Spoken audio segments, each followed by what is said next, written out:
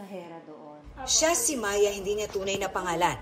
May anak siyang 1 taong gulang sa isang Chinese Pogo worker na anumang araw ay posibleng ipa-deport sa China. Hindi ko po alam kung ano po yung magiging mangyayari po talaga sa amin ng anak ko.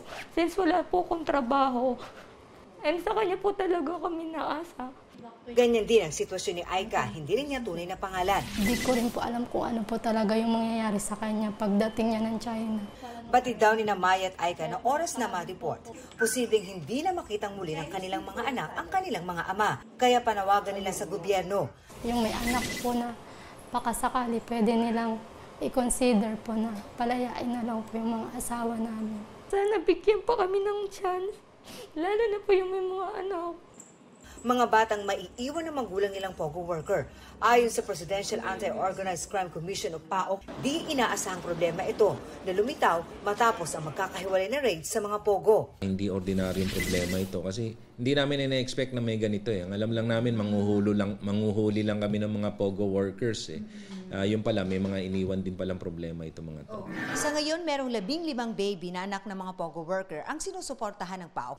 Nakikipag-ugnayan na raw sila sa DSWD para sa karampatang tulong. Nakakalungkot kasi ang hinihingi sa amin nito is tulungan sila kasi nga since napadeport na yung mga tatay nito, so wala silang panggastos, wala silang panggatas. Minsan nga pag nagkakasakit yung mga bata, sa amin din lumalapit para padala sa ospital. Nasa pangangalaga rin ng PAOK ang 2 taong gulang na anak ng Vietnamese na ina at Chinese na ama. Lumalabas na yung bata stateless dahil wala siyang, maghihintay pa siya siguro 18 years old para makapamili siya kung anong nationality ang kukunin niya. Base sa datos ng Bureau of Immigration, noong Nobyembre, nasa 100,000 dayuhang Pogo workers pa ang inaasahang i-deport sa kanilang bansa. Para sa GMA Integrated News, ako si Marisol Abduraman, ang inyong saksi.